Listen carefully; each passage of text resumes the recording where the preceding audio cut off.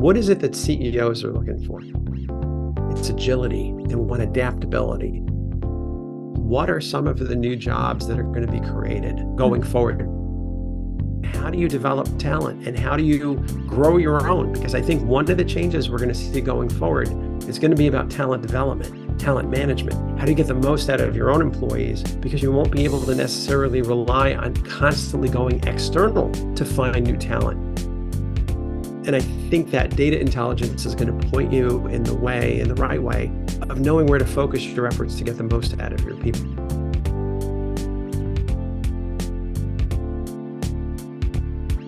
Hello, everyone, and welcome to another episode of the Nestor's Leadership Podcast.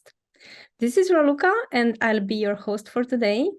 And like always, I have an amazing guest today, and we will talk more on how managers can build resilience. So we have today with us Paul Falcone, and welcome to the show. Thank you so much for being here. Thank you, Raluca. It's a pleasure to be here with you. Thank you. I was wondering to start for a few minutes to give the opportunity to our audience to learn more about you, learn more about your story. You have an impressive background, and I want to give the opportunity to you to introduce to the audience because I'm overwhelmed, like the number of books you actually released, and starting with the latest one, The First Time Manager Leading Through Crisis, and also it will make some sort of the topic of our conversation today because building resilience for managers is so important. So I would love to introduce yourself and let us learn more about you. No, thank you. I can keep it brief. I spent most of my career in human resources, and I was the head of human resources for Nickelodeon and head of international human resources for Paramount Pictures. I've also worked in healthcare and biotech.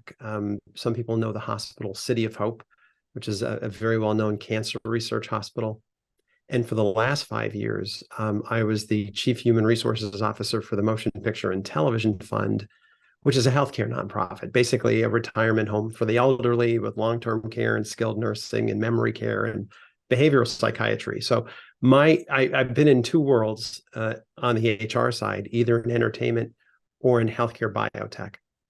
And then all through these years, I've been writing. So I was a columnist for SHRM, the Society for Human Resource Management. I still am. And my new book that just came out on Leading Through Crisis is number 16. And number 17 is coming out in April, May of 2024. So lots of good stuff on the writing front. I've been very fortunate with that. That's amazing, and thank you so much for sharing that with us. We are really lucky to have you today, talking more about how managers can build resilience. You know, in the past few years, we've got so many challenges, starting with the economic downturn and the crisis that happened during the pandemic. Tell us more about how can managers build the most important skills in order to be able to lead through this type of crisis? Yeah, no, it's a great question. The new book is called The First Time Manager Leading Through Crisis.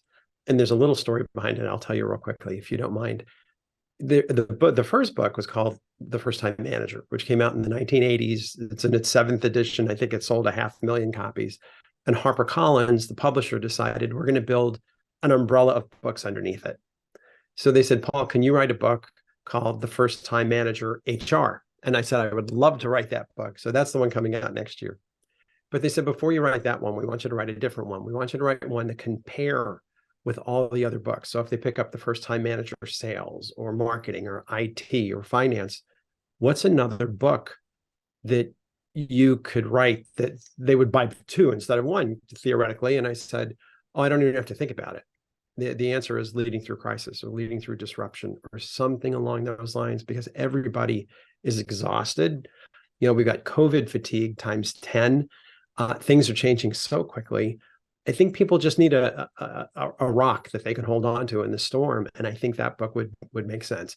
So that's the book that came out last month for Raluca. So I'm happy to say that book is there. And when I started writing that book, I talked about what is it that CEOs are looking for? I mean, what's really important? Look at the surveys now and see what's coming out. And it had always been like the big three. They want leadership, they want communication, and they want team building. And those three are still there, but now it gets more fine-tuned. Now they're talking about creativity and innovation, collaboration, accountability, even crisis management. But in survey after survey after survey, it's agility. They want adaptability. They want people who can, roll with the punches because everything is changing so quickly. And that's kind of where I focus the book. It's like, okay, how do we build on these things, especially the agility piece? Oh, that's amazing. You mentioned that the leadership, communication, teamwork are very important, and these are those kind of competencies that are really critical for any successful, not only successful team and project, but basically to a successful organization. And agility is one of the things that it's so important to have in this world that is changing so fast. I was wondering where soft skills and digital skills, hard skills, how this could be combined in order to basically go and sustain this agility in the workforce and help also leaders be at the same time be more resilient to the change, because we have the technology that is speeding so much, and we have this fast changing businesses in within our companies that we need to respond with our workforce as well. So what's your take on this? Well, there's a few things. I mean, I think as a society, we've lost the ability to sit around the campfire and pass wisdom from the elders down to the younger generation. We're just too busy. We're looking at our phones, right? We've kind of lost that. That's why staff meetings are so important. That's why one-on-one meetings are so important with your employees. You can't lose that human factor. When I was growing up in HR, they called it soft skills, with a little bit of a wink, with a little bit of a smile, like, yeah, Paul, soft skills, whatever. Well, nowadays they call it emotional intelligence. Right. And nowadays, right now, the CEOs are saying they need emotional intelligence in their leaders as well, because when we moved to a remote or at least a hybrid workforce, you still have to be able to build relationships with people, even if they're not there with you in the office. And in light of the great resignation and the scarcity of talent, CEOs were like, wait, we need to make sure that we're not losing our people because they're feeling isolated or feeling disconnected from the company. I need like leaders who have those abilities. And so that's where I think it's a combination of a few things. That people factor, to me, is the most important thing, Raluca. The expression still remains. People join companies but leave managers, right? They join the company, the idea of what the company holds, the potential, they want to be part of that team. 2 years later, they're like, get me out of here. I can't work for this person anymore. And that morphs, that changes over time. But if you can just focus on building the muscle of that frontline operational leadership team and your senior executive team, it changes everything. It changes the culture. It changes the way people think, operate, what they assume. And all of a sudden you can turn people into coaches. I mean, fundamental shift from kind of that management down to the leadership through, or the collaboration up. You can make that change. It changes cultures. It keeps people happy. It gives people room to grow and find their own traction, find their own way. But the boss is there to coach and mentor rather than be the unilateral disciplinarian and decision maker. So I think that's fundamental. To the second part of your question, the digital data is where it's all going. When you look at what Nestor is doing or what other organizations are doing, trying to get into that space, I think that's really a differentiator. Can you look at something called human capital talent, people analytics, and can you figure out where are you getting the most return on your investment versus what are things that maybe that you're doing that aren't really doing much for the organization? It's better to build on strengths than it is to focus on shoring up weaknesses. And I think that data intelligence is going to point you in the right way of knowing where to focus your efforts to get the most out of your people and have fun while you're doing it. Yeah, it's so important to have fun as well, because it's not just only about getting the job done. It's also about the journey and how you help that, let's say, when you are a manager, how you help your team actually go through different situations. And taking the opportunity about this, maybe based on your experience so far, do you have any or one practical example for a manager like building resilience or demonstrating it with their team or with their maybe upper leadership? What do you would consider? Maybe you could share some of the examples with us. Well, I come back to basics. In all my writing, I like to think, if you can explain it on the back of a napkin, you've got something to work with. And to me, it's sitting down with your team and just talking about it. How does it apply to us? If we know that CEOs are looking for agility, adaptability, change management, whatever you want to call it, what does that mean to us? And how should we be thinking? What should it look and feel like on our team? And how can we apply it to one of the projects that we've got working on right now? Now, that's the example of sitting around the campfire and passing the wisdom down. You want to educate people that this is in the company's best interest to be agile, but B, they need to see that it's in their best interest. Yeah. Because many human beings still are like, there's resistance to change. If especially a significant change, it used to be better here in the old days when we didn't have to do. Why do we have to do this? Why are we changing now?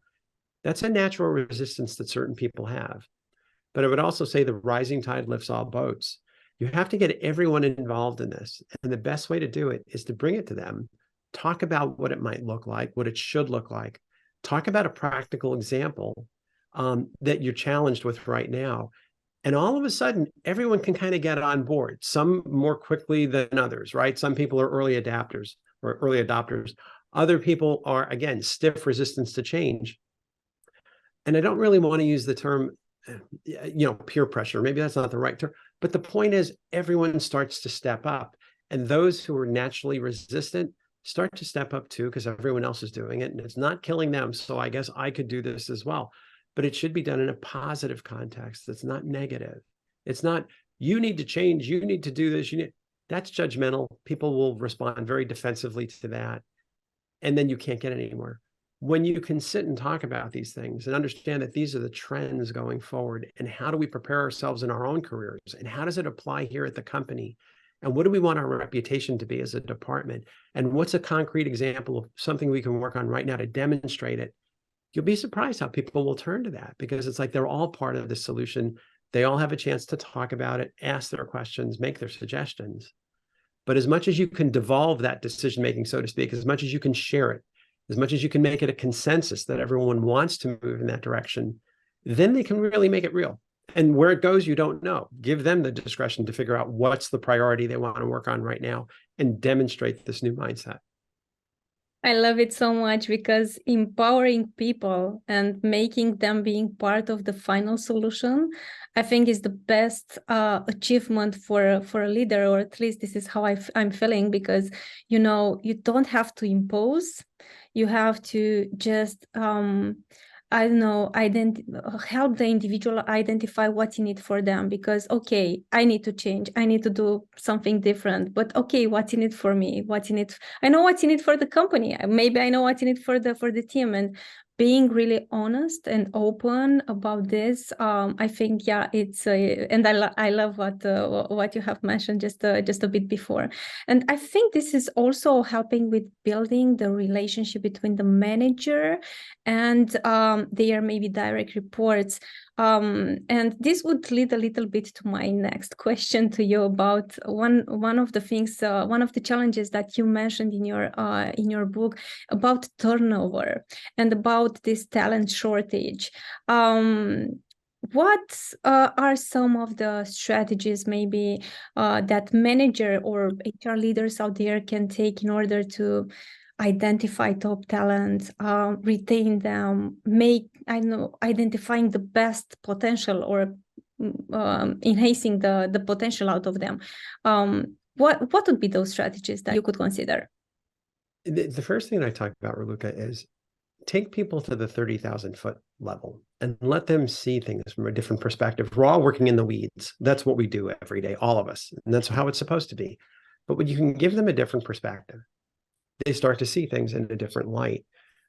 The big thing about talent scarcity, talent shortages, is we're seeing it now. We saw it certainly through the pandemic. We're seeing it now in this post-pandemic reintegration phase that we're in. But the truth of the matter is this is going to be for the rest of the century. COVID just not pushed the door open a little bit. We see a sliver of light. But when you look at the major industrialized nations, they're all facing talent scarcity. China's one-child policy left it woefully behind. China now has a 30-year infrastructure plan built with Africa so that they know where at least they're going to be able to get human capital to do the work. Japan has, I think, roughly 125 million residents. That number is going to be closer to 88 million by the middle of the century, and the average age is going to be over 60. South Korea has the lowest birth rate on the planet. We see these challenges over and over again. So we have to know, how do you get the most out of your workforce? Well, the first thing is, one of the things we do well in this country is, for example, with women in leadership. There are now more women graduating with bachelor's degrees, law degrees, medical degrees than males. Other countries don't have that. And that labor force participation rate becomes really, really critical. And the same thing I'd say for diverse voices, right? Diversity of thoughts, ideas, and voices. That's what Gen Y and Gen Z want. That's one of their top 3 or top 5 priorities. That's why you see the DEI movement going where it's going. But it actually ties in to this idea of talent scarcity and how are we going to be able to take care of our own. When the baby boom was born, right after World War II in 1946, there were 77 million babies born between 1946, the end of the war, and 1964, when they introduced the birth control pill. All of a sudden, in 2011, something happened that no one paid any attention to. The first baby boomers turned 65. And now from 2011 to 2029, we have 77 million Americans moving into retirement. That's 10,000 people every day over 18 years. So that's problem number 1. The baby boom is leaving. Number 2, a lot of baby boomers like me, I was a younger baby boomer, but the point is, what I did was I decided last year I want to open my own consulting firm. I've got 5 or 7 years left before I'm ready to retire. I want to do my own thing. I'm the gray resignation, right? I didn't stay in corporate. I wanted to do my own thing and enjoy myself. So I moved to a consulting practice that specializes in management training and executive coaching and keynote speaking. Okay, but now you've got another problem. Following the baby boom was Gen X, also known as the baby bust generation. It was only half the size of the baby boom, a little more. But the point is, when you look at all these things, labor scarcity is real. Now, the millennials are coming. They were born in 1980, and they're now moving into senior management things. They're probably 43 and under, roughly. But your reality is, it's not evenly dispersed. There will be large swaths of talent gaps that, again, industrialized nations are really going to have to deal with, because they've all gone through these things. But what do we do? And how do you develop talent? And how do you grow your own? Because I think one of the changes we're going to see going forward, talent acquisition is always going to be important, but it's not going to be as easy as it's been. You can't just run a post on LinkedIn or on Indeed.com or call your local friendly headhunter. I think you have to learn how to grow your own. It's going to be about talent development, talent management. How do you get the most out of your own employees? Because you won't be able to necessarily rely on constantly going external to find new talent. We've been able to do that for the last 5 decades, but I don't know that that's going to be continuing for the next 5 decades. So growing talent is a matter of talking to your employees about that. What does it mean to reskill? What does it mean to upskill? We're all leaders, regardless of whether you're an individual contributor or you're in management. But what does leadership even mean? And having these kinds of conversations is, again, that's how you grow talent. I would tell my employees who worked for me, my goal is to have you replace me. At some point, I won't be here. What I'm hoping is there'll be a smooth transition so that someone internally can move into my role. How do I help you get there?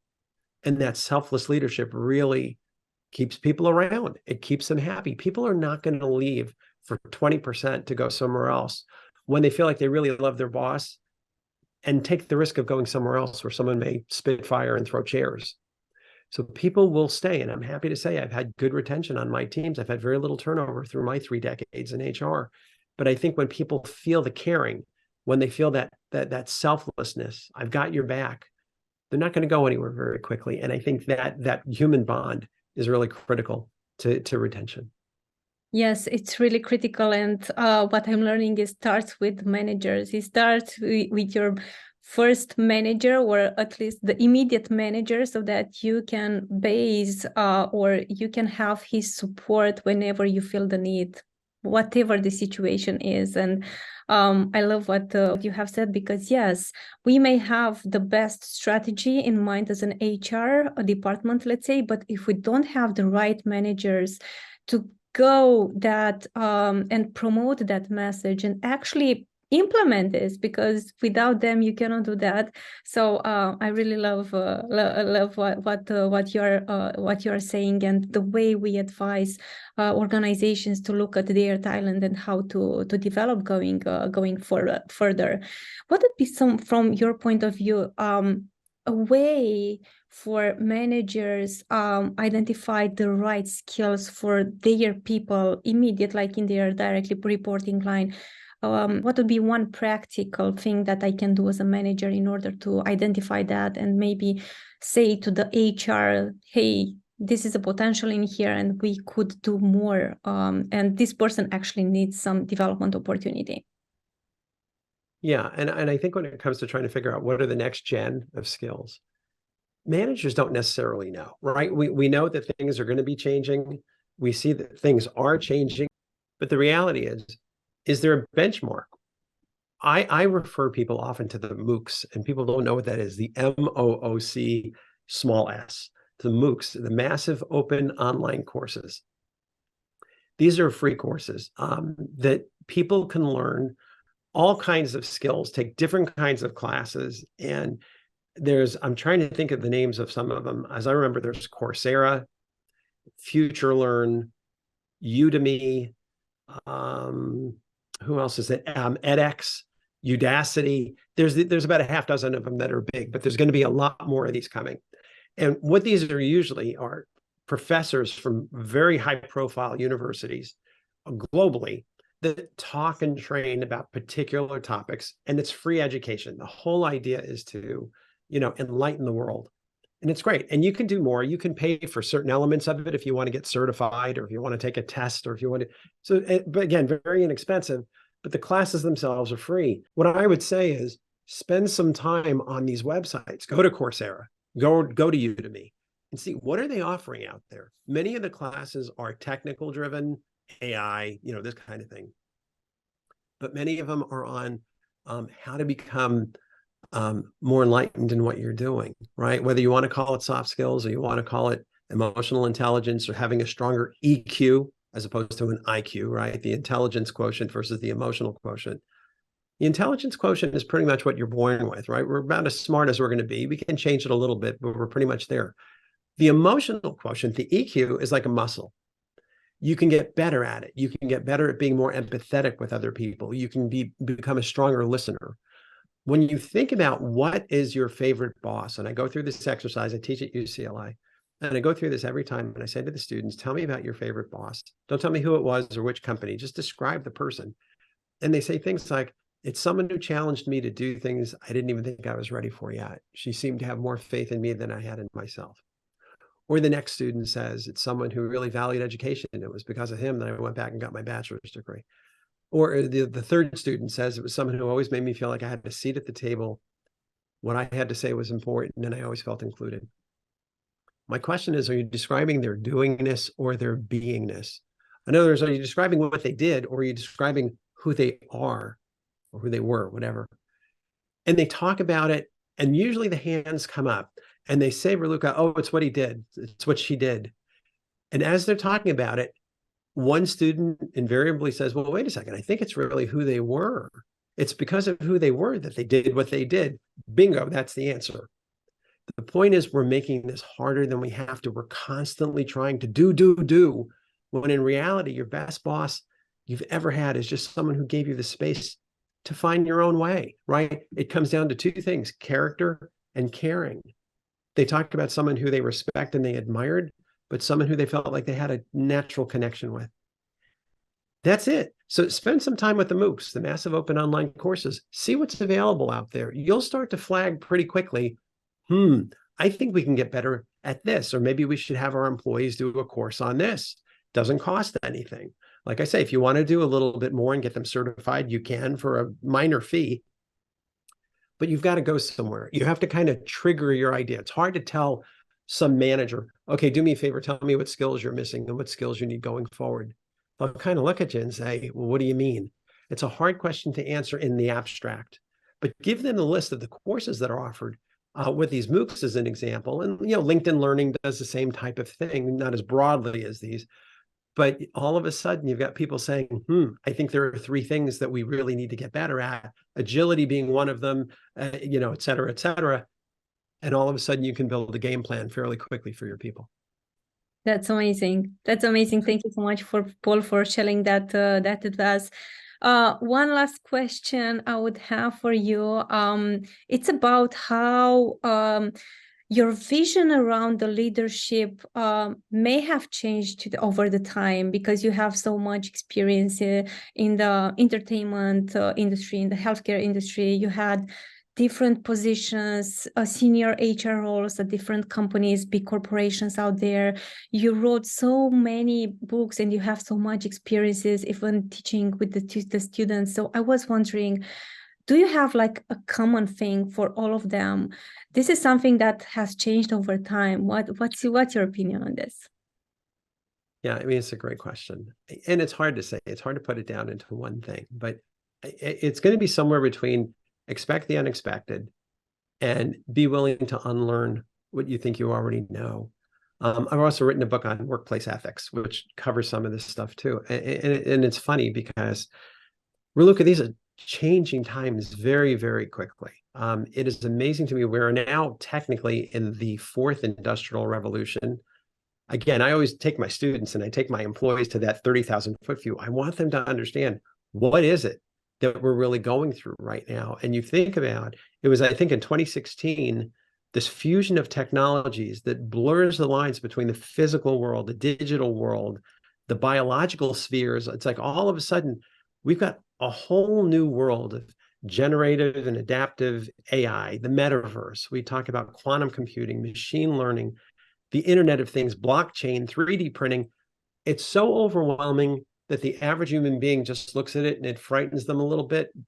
It's almost too much to take in. So the reality for me is this. What I tell people is, look, you guys, you got to always be thinking 30,000 foot view. We work in the weeds, we live in the weeds, but think about this. What are some of the new jobs that are going to be created going forward that maybe you're not going to have, but your kids are going to have? Let's talk about this. And I want you guys to go home and do a homework assignment. Google it, research it. We're going to meet tomorrow. I want to hear about what are the jobs of tomorrow and what are they going to be? Because again, my kids are both in digital marketing. Digital marketing didn't even exist 10 years ago. Maybe 15 years ago, whatever it happens to be, but you know what I mean? And it's like, what are the jobs of the future? And then they come back and they're like, oh, this is interesting. Vertical agriculture, solar carports, automobiles that dispense medicine, aromatically and, take your blood pressure and your weight every time you sit behind the wheel, smart toilets that can put biomarkers in the water that can, figure out if there's a problem with your health.